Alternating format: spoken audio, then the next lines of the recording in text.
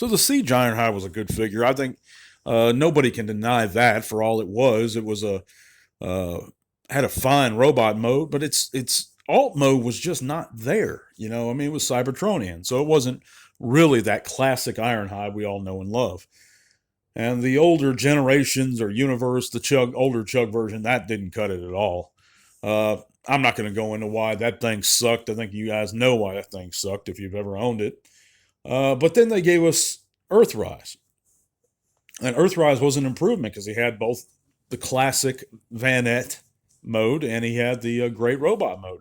But the problem was with the Earthrise is that he had, a quarter of his alt mode hanging off his arm, that big shield thing that I never liked. But you also had availability.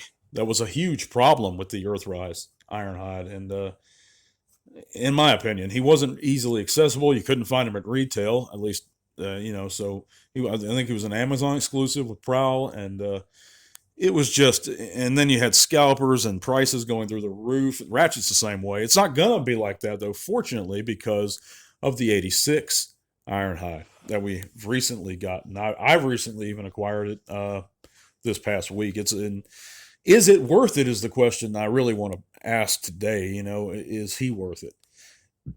If you already have the Siege, for example, and a lot of people did, I would say if you enjoy that classic Earth alt mode, yes, go ahead and get him. He is an improvement. But especially if you have the Earthrise, and God forbid, I hope you guys didn't pay scalper money for that Earthrise Ironhide, because those prices were really stupid at one point, and they're really coming down.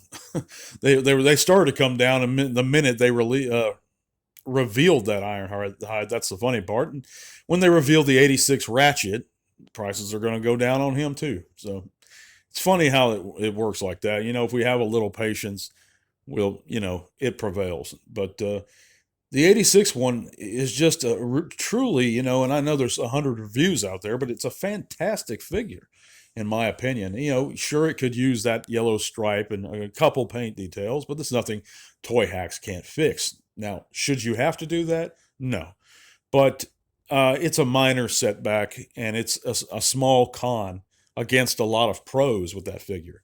And the paint apps they use them wisely. I love the paint apps on his fist, for example. He's got great articulation. He just is that classic Ironhide that we've always wanted, and we've been wanting for multiple decades now. And I think that it really hit the spot. He's popping up on stores everywhere, so it's a really great figure. And if you don't have him, definitely consider picking him up if you like Ironhide. The things that they were able to accomplish with this mold in particular, doing away with that giant shield that was the top of the Vanette that the Earthrise had, is amazing. Fitting it all into his feet or the back of his legs. That's just such fantastic engineering. I'm really actually blown away. That's and I've asked the question before, what really is superior engineering? Because to me, figures like uh, many recent, Transformers to me are hard to gauge engineering, but when you get figures like this, the level of engineering, the level of thought and design truly stands out. If you guys follow me on that, um, it's just a phenomenal job they did. I compare. I'd like to compare the level of engineering to the Studio Series 86 Hot Rods. Just the way they're able to take a basic shape, and in Ironhide's case, it's essentially kind of a rounded off rectangle, and make a perfect humanoid form. And there's virtually no kibble on him, guys. I mean, he's got a little on the sides of his legs, maybe, I think, not even that. I mean, his legs are a little chunky. His feet are a little chunky. So what? I mean, they were kind of chunky in the show too. So it's really just a phenomenal figure. So screen accurate. It's insane to me. It's really truly a mini masterpiece. Um, all he needs is a couple of those decals. Like I said, from Toy Hacks, or you could put them on yourself if you're apt at painting straight lines. But yeah, so to answer that question, is the Studio Series A6 Ironhide worth it? Yes, absolutely. If you haven't picked him up, please pick him up. But we actually, moving on to a different subject. By the way, you're listening to the Transformers Talk Raw podcast on YouTube and Spotify. If you guys haven't heard, you can click all those links in the description below. That's going to take you to a plethora of really cool stuff. So check those links out, guys. Consider supporting us on Patreon if you like the content. Want to see our many giveaways continue, and of course they're going to continue, but that $3 a month is going to go straight to them and getting and obtaining quality figures to give back to you guys. It's my way of saying thank you for listening. But we had a poll this past week as to what was the greatest Optimus Prime figure. And I don't actually, because I'm a lazy bastard, I don't actually have the numbers right in front of me, but I know that the Kingdom or the Earthrise mold won out really, really strongly. I think it had, I could be wrong on this again, but I think it had like over 70% of the votes. And that's almost 60 trans fans weighed in on this subject.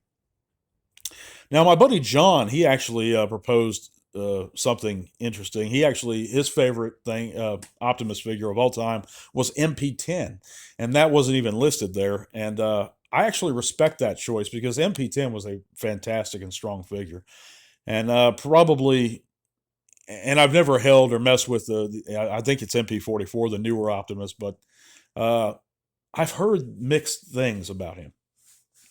But the price itself is one that just floored me when I first heard how much they were asking for him. But they're all really great figures. I mean, let's think about it, guys. The G1's so iconic. As a toy, it was so iconic. The Power Master Optimus was just, for years and years, it stood to me as the best, hands down. You got the G2 Laser Prime that was just fantastic. I mean, there's so many Optimuses. But I appreciate you guys weighing in on that poll. We're going to have a new one up shortly. And we'll see the results here in a week or so.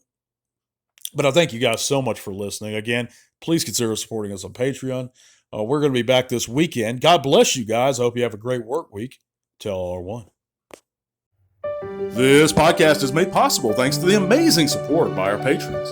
Click that link in the description below to help keep T-Talk Raw going strong. Thank you.